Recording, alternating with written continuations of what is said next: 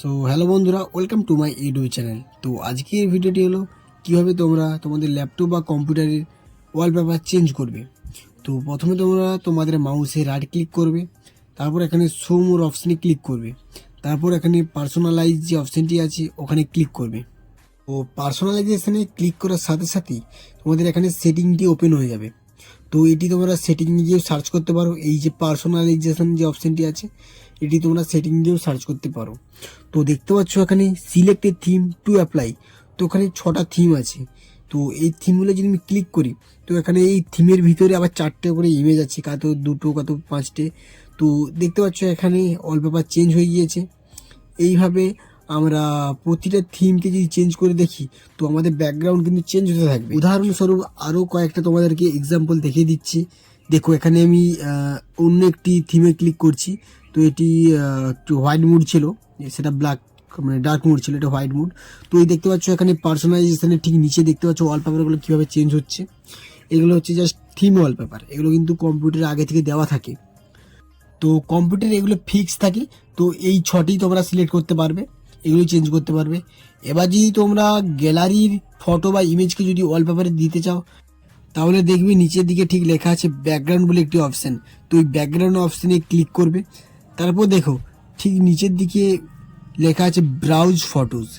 ওই browse ফটোজে click করার সাথে সাথে তোমরা কিন্তু তোমাদের ডেস্কটপে চলে যাবে, অর্থাৎ ওখানে সি ড্রাইভ ডি ড্রাইভে চলে যাবে। এবার এখান থেকেই তোমরা সহজে তোমাদের পছন্দ মতো ফটোটি সিলেক্ট করতে পারবে। তো এখানে আমি আমার একটি পছন্দ মতো ফটো সিলেক্ট করে নিচ্ছি। এটিকে আবার চুজ পিকচারে ক্লিক করে দিলাম। ক্লিক করার পর দেখতে পাচ্ছ আমার এখানে ওয়ালপেপারটি সেভ হয়ে গিয়েছে। তো এটিকে এবার তোমরা রিসাইজ করতে পারবে, তো ফিক্স করতে পারবে, ফিট করতে পারবে। তো ঠিক নিচেতে দেখো একটি অপশান আছে choose a fit for your desktop image. তো এখানে এই অপশানগুলো ক্লিক করে তোমাদের ফটোটিকে তোমাদের মনের মতো কাস্টমাইজ করতে পারবে। তো আমি যদি এটাকে ফিট করি তো ফটোটি এখন সুন্দর করে এসে গিয়েছে। তোমরা যদি দেখো ফটোটির দু সাইডে কিন্তু ব্ল্যাক হয়ে আছে। তো এই যে ব্ল্যাক কালার একে চেঞ্জ করা যায়, তোমাদের মনের মতো করে কিন্তু কালার চেঞ্জ করতে পারবে। তো দেখো এখানে ঠিক নিচের দিকে চুজ ইউর ব্যাকগ্রাউন্ড কালার যদি ক্লিক করো ফটোটার ব্যাকগ্রাউন্ডের কালার চেঞ্জ হচ্ছে, দেখতে পাচ্ছ। এখানে কালারটা সিলেক্ট করে নিচ্ছি। তো এবার যদি তোমরা দেখো ঠিক ওপর দিকে পিকচার বলে একটি অপশান আছে, ওই পিকচার পাশে একটি অ্যারো আছে। ওই অ্যারোতে যদি ক্লিক করি এখানে দেখতে হবে solid colour, slide show, Windows spotlight. তো এখানে যদি সলিড কালারে ক্লিক করি তো এখানে দেখতে হচ্ছে রেড কালার, অরেঞ্জ কালার, যে কোনো ব্ল্যাক, হলুদ, নীল, যেটা ইচ্ছা যদি আমরা ক্লিক করি সেটা কিন্তু শুধু অনলি সেই কালারটাই কিন্তু ব্যাকগ্রাউন্ডে সেভ হয়ে যাবে। তো এটা দেখতে অতটা ভালো লাগছে না। তো এবার দেখি আমরা অন্য অপশানে। তো এখানে যদি আমরা স্লাইড শোতে ক্লিক করি তো স্লাইড শো এটা খুব একটা মজাদার জিনিস। যেমন এখানে ব্রাউজ বলে যে অপশানটি আছে, এই ব্রাউজ অপশানে যদি ক্লিক করি তো এখানে সেমভাবে আমার সি ড্রাইভ ডি ড্রাইভ চলে আসবে। তো এখানে আমি যে কোনো একটি ফোল্ডারকে আমি সিলেক্ট করে নিতে পারি, এবং কি আমার ডেস্কটপ যে ফোল্ডারটি আছে পুরো ডেস্কটপে যা ফটো আছে সেগুলো কিন্তু আমার এখানে ডাইরেক্ট কিন্তু চুজ হয়ে যাবে।